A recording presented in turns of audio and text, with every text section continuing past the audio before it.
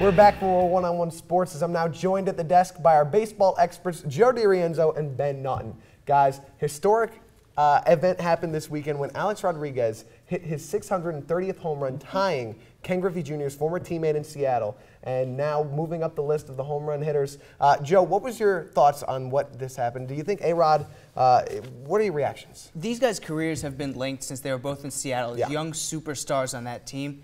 And their careers could not have been more different when they left. Right. Griffey's a guy whose career was shortened by injuries. People were amazed. He still had these incredible numbers. He was a fantastic player. Could have been so much more. The injuries really derailed him. A-Rod's a guy where he was the same way, and then we found out about the steroid scandal. Now people call him A-Roid more than they call him A-Rod. I think it's just a disgrace that he's even up there with the names of Willie, Babe, Hank. I mean, right. And I leave Barry out, obviously, for But that's the problem. We think of A-Rod, we think disgrace. Exactly, and I think in the record book, there shouldn't be an asterisk. There should be maybe just a little syringe, something like that, just to mix up, because it is.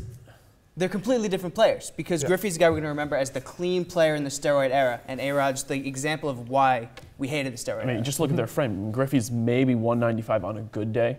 I mean, A-Rod's 220, something like that. Yeah, I mean, Griffey's obviously held in such a higher esteem in the public eye than what A-Rod is right now. It doesn't help that A-Rod, is looked at as somebody who's a little smug as well. So it's a tough break for him, but he is putting up those numbers. All right, moving on to some AL East rivals of A-Rod now. Luke Scott of the Tampa Bay Rays, not famously, but called Fenway Park a dump this week. Joe, what were your thoughts on this? What do you side with? I side with Luke Scott as a player, not as a fan. I love the history of Fenway Park. I want them to keep it. They need a renovation. They need to get real facilities in there for the players. If they have lower standards than the rest of the major leagues, they're in a huge market in Boston. They need a batting cage. They need clubhouses. Everything needs to be high tech. The history maybe should be replaced Leave by the technology. History, get the technology. You know what, Joe? Luke Scott needs to shut up.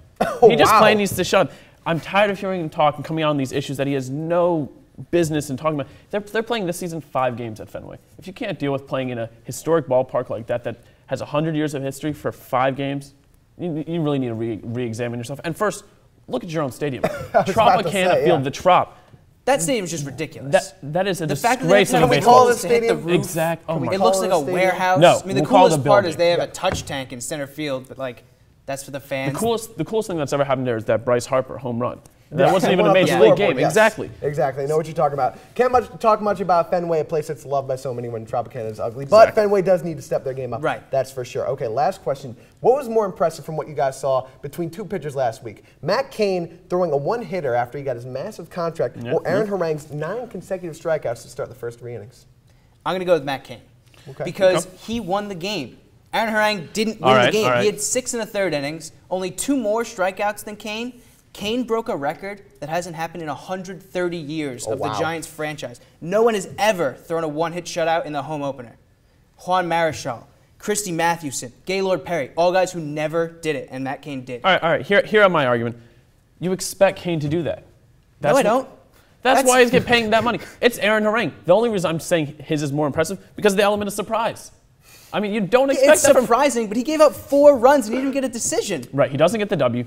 But if you had to pick the top 10, top 20, he would not be in that list to strike out 9 in a row. The only reason I pick it is because of the element of surprise. That's very true. Harang, you wouldn't expect that, but come on, the one hitter right there. Yeah. One base runner in a game. It's very impressive for what he was able to do. But both pitchers, we'll see where we have to move from there. It's time for us to take another break, but when the show returns, Matt will be joined by our NHL experts to give their observations on a wild postseason. Keep it right here for more one-on-one sports.